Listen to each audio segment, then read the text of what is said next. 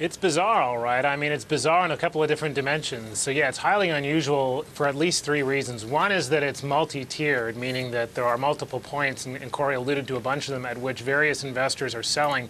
That's not so much the bizarre part. The bizarre part is how many different tiers there are in terms of all of these investors.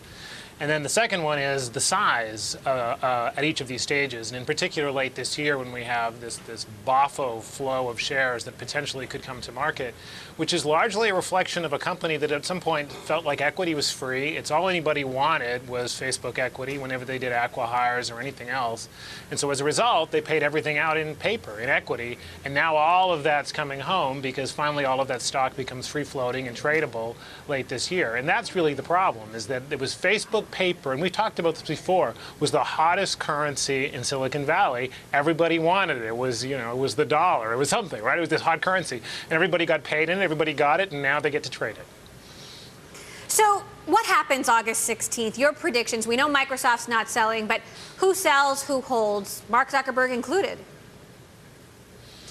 Yeah, right, exactly. So, I mean, this is where we get into this bizarre circular problem that no one sells because the stock, you know, the stock has gone lower in anticipation of people selling. But then because the stock has gone lower, everyone says, well, the stock's gone lower, so that means no one's going to sell. So if no one's going to sell, then the stocks would go higher.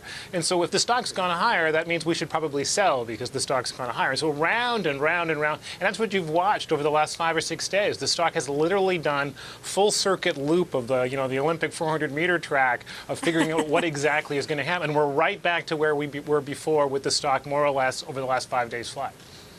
So then what happens over the longer term? We've got one lockup expiring next week, and then in November, another one with employees. What happens then?